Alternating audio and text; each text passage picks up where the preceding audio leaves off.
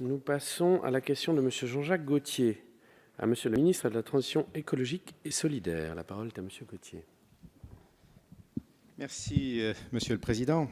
Je souhaitais appeler l'attention de Madame la Ministre auprès du ministre d'État chargé de la Transition écologique et solidaire, chargé des Transports, sur la programmation des travaux de remise en état de la ligne ferroviaire Nancy-Méret. Ligne qui dessert, entre autres, les stations thermales de Vittel et de Contrexéville, ainsi que la ville de Mirecourt, avec ses 2 lycées et son école nationale de Lutry. J'associe à cette question le maire de Nancy, Laurent Hénard, le président de la métropole du Grand Nancy, M. André Rossineau, mes collègues députés Dominique Potier, Laurent Garcia, ainsi que les présidents de la région Grand Est et des départements de Meurthe-et-Moselle et des Vosges. L'ensemble des élus, comme vous le voyez, se rejoignent sur la nécessité absolue de programmer des travaux sur cette ligne neutralisée depuis décembre 2016. Nancy-Vittel sans train, mettant fin à 135 ans d'histoire ferroviaire, cela est inacceptable, tant pour les populations locales, lycéens et étudiants, que pour le développement du tourisme et du thermalisme à Contrexéville, à Vittel.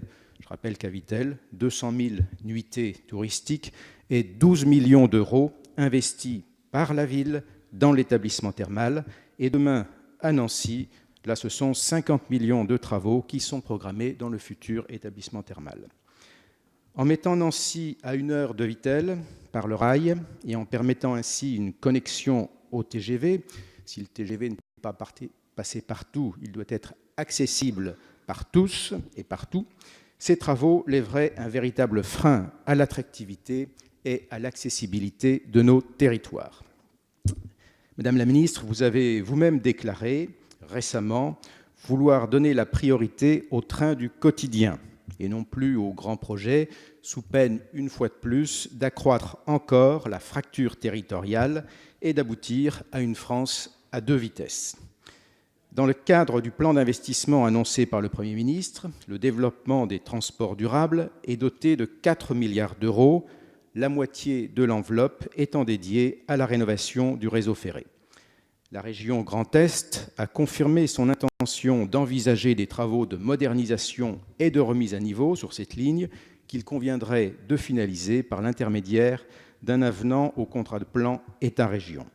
Je souhaiterais donc que vous confirmiez la participation de l'État et de SNCF Réseau à cette opération souhaitée par les élus de la région Grand Est, de Nancy, de la métropole du Grand Nancy et des départements des Vosges et de Meurthe-et-Moselle. La parole est à Monsieur le secrétaire d'État auprès du ministre d'État, ministre de la Transition écologique et solidaire, Monsieur Sébastien Lecornu. Merci de votre présence. Je vous passe la parole. Merci Monsieur le Président, Mesdames, Messieurs les députés. Monsieur le député Jean-Jacques Gaultier, permettez-moi d'abord d'excuser l'absence de ma collègue Elisabeth Borne, mais au nom du ministère de la Transition écologique et solidaire et du gouvernement, je vais vous répondre sur cette question importante. Et sachez que le gouvernement a pleinement conscience du rôle de cette desserte périurbaine et du report modal de la liaison ferré Nancy-Méret. D'ailleurs, l'État et le Conseil régional ont contractualisé dans le cadre du CPER 4 millions d'euros sur la période 2015-2020 pour financer des travaux urgents de renouvellement de la partie nord de cette ligne entre Nancy et Pont-Saint-Vincent. La région a également, effectivement, vous l'avez signalé, lancé une étude prospective avec SNCF Réseau sur la ligne Nancy-Méret pour y aménager au mieux, y compris en exploitation. Le coût de son renouvellement complet est estimé entre 75 et 100 millions d'euros à ce stade. Le constat de déficit de maintenance de cette liaison, comme celui de la majorité des lignes régionales du Grand Est, et vous le savez, monsieur le député, a de surcroît donné lieu en 2016 à un avenant au contrat de plan État-région qui a inscrit 65 millions d'euros supplémentaires pour traiter les cas les plus urgents de ce réseau régional. Cet exemple est bien représentatif du retard d'entretien et de régénération des réseaux existants pris au niveau national. Et comme vous l'avez rappelé une fois de plus, il renvoie aux priorités que souhaitent donner l'État et le nouveau gouvernement à sa politique de mobilité. Clairement, il faut cibler l'entretien et la modernisation des réseaux existants, ainsi que les transports du quotidien, dans une programmation budgétaire claire, réaliste et surtout, on le sait bien, sincère.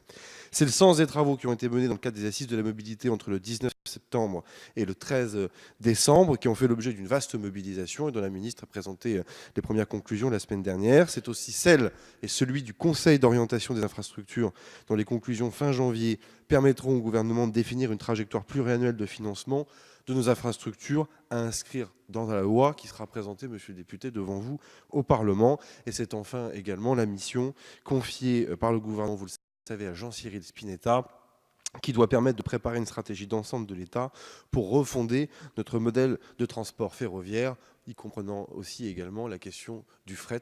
Voici de manière synthétique, monsieur le député, en ce début de quinquennat, les éléments que je pouvais vous donner pour, je l'espère, vous rassurer.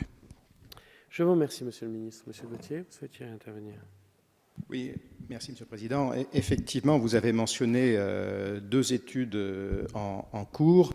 L'une sous maîtrise d'ouvrage SNCF Réseau, visant à préciser la partie investissement, voire peut-être qu'on pourra peut-être amender les chiffres que vous avez annoncés, et l'autre sous maîtrise d'ouvrage régionale sur les coûts de fonctionnement, sur la manière d'exploiter et notamment sur la politique des dessertes. Sistra d'ailleurs est à la manœuvre sur ces deux études. Les conclusions de ces deux études sont prévues en tout début d'année, en janvier 2018. Aussi, je solliciterai qu'au vu de ces conclusions de ces deux études, nous puissions avoir un rendez-vous au ministère, les parlementaires concernés. Vous avez vu que toutes les tendances politiques sont concernées, République En Marche, MoDem, Parti Socialiste, LR, tous les départements, Meurthe-et-Moselle, Vosges, évidemment la région, et l'ensemble des élus souhaiteraient pouvoir bénéficier d'un rendez-vous au ministère, janvier 2018, au vu de ces conclusions de ces deux études. Je vous remercie. Merci, monsieur Gauthier.